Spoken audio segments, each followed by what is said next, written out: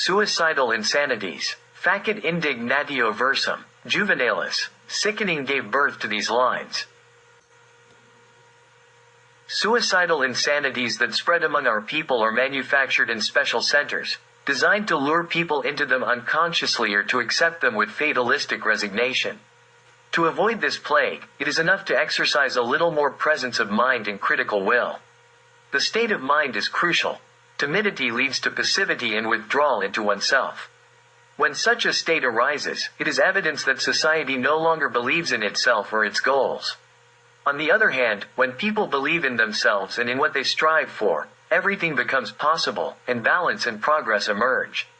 There is no human community, as an organized society, that can prosper without a guiding idea and trust in that idea as a shared destiny.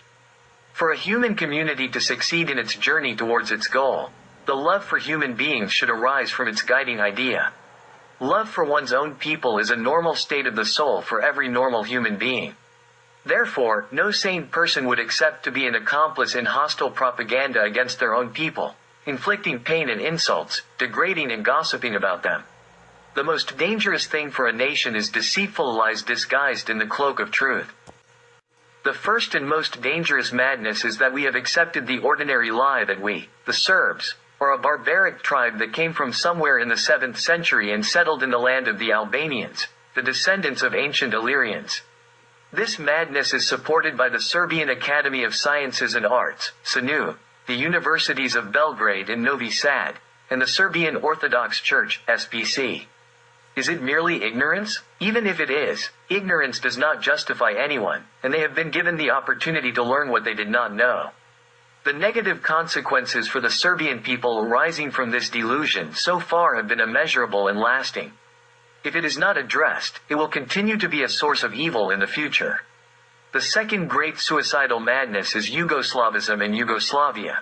When the Croats started a bloody massacre of the Serbian people in 1941, and the news arrived in Belgrade that they brutally killed over 300,000 Serbs, one prominent Belgrade intellectual, Božidar Marković, exclaimed, "Let them kill another as many, we must live together.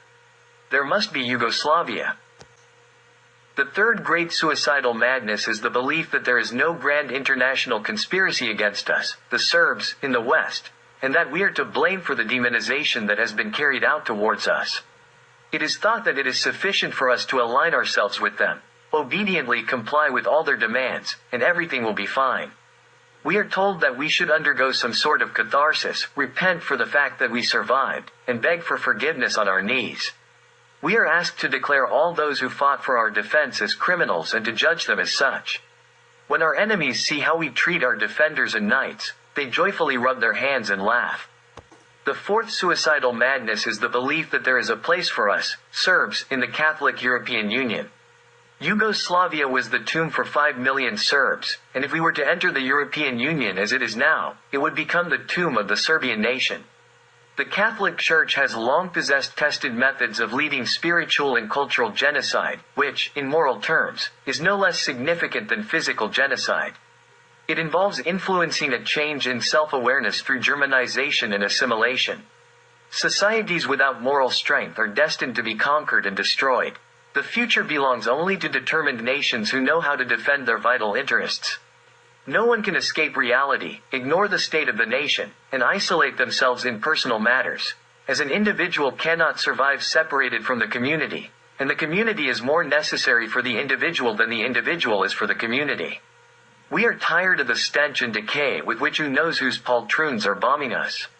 We want to walk with our foreheads high and light,